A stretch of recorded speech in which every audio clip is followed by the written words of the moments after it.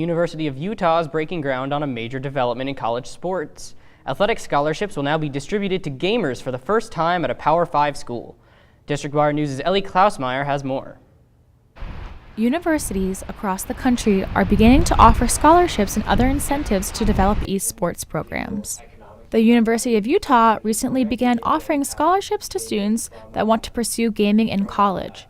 Esports have gained popularity, but have not usually occupied a space within a traditional collegiate sports program. American University is also extending its reach into the gaming community. The college in DC is now offering a master's degree in game design. Experts within the university's game lab believe that the development of such programs is beneficial to colleges and students. I think this is good not only for the students who they have a passion so they can kind of build up their repertoire, but I also see this as a way of those universities getting recognition from these game companies and those that sponsor esports competitions like Intel does a lot and other computer manufacturing and programming companies. Gamers believe that there is profit to be made by participating in this new age of digital sports. They also believe that the promotion of video game playing relieves a lot of the dangers associated with other sports. The dangers are limited. I would say it's a lot less than kind of any like regular athletics, where NCAA kind of has a whole grasp on the regulations of what can and can't be done and must control that. At the end of the day, universities and students see the support of gaming as essential to the building of community on and off campus.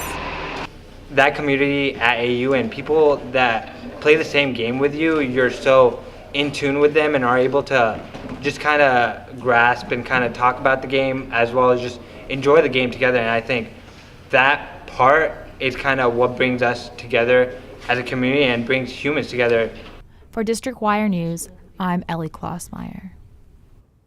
Now we are joined by District Wire News sports reporter Austin Sternlick, who will join us for this segment that we like to call Fill in the Blank. Austin is going to give us 3 sports topics, actually 4 I think, and we're going to have to fill it in about how we feel about the question that you will pose to us.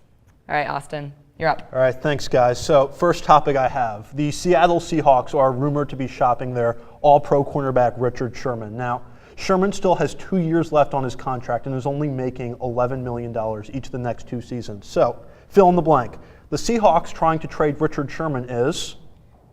That decision is foolish. That decision is foolish. I think, as you said, he's an all-pro cornerback. The Seahawks have no reason to be starting a fire sale by any means. This is still a pretty young team with a very solid offense with Russell Wilson, if he can stay healthy, and a very strong defense as well with Earl Thomas coming back healthy as well. There's no reason for them to be selling off one of their better defensive players and a player who's probably one of the top 5 best cornerbacks in the NFL.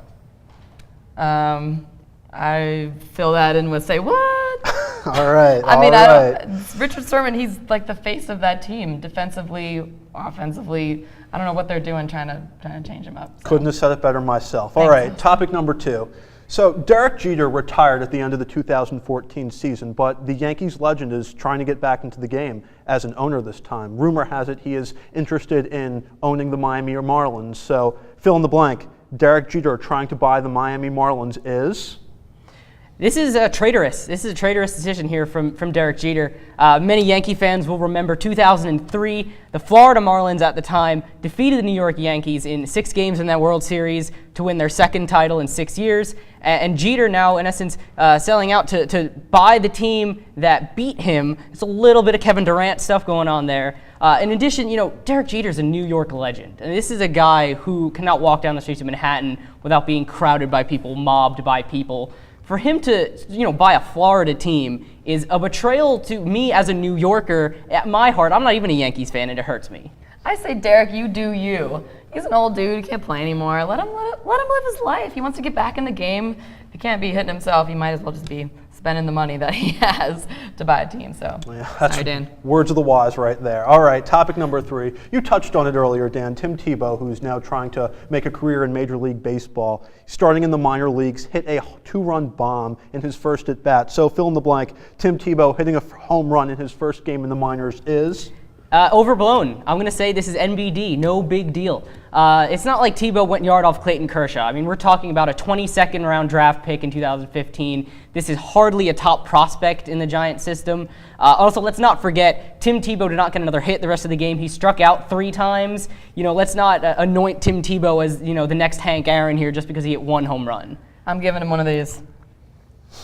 That's all I have to say about that. It's All impressive. right. 2 sports for this guy. It's incredible. He's the Bo Jackson of our era, I'd say. Give him his 5 seconds of fame in baseball. Yeah, fair point. All right, last topic. I know this is something near and dear to your heart. It was a hard-fought battle between the women's soccer team and FIFA, but they won. They signed a new collective bargaining agreement to get equal pay as the men's team. So fill in the blank. The women's national team signing a new collective bargaining agreement is? Megan Arain. Yeah, ladies, I am so pumped about this. They were fighting so hard for this equal pay. And I mean, just going through some of the stats, when the men won their games, they would get a $17,000 bonus for 1 win, and women would make just over $1,000 per game. So I'm super pumped about this. And Austin, sorry, Dan, I had to take that one over, but Austin, thank you so much for bringing this fun game to us. Really enjoyed it. And we'll try to make this segment happen again. Looking forward to it. Thank you for watching District Wire Sports. I'm Dan Lagnado. And I'm Megan O'Keefe. Good night.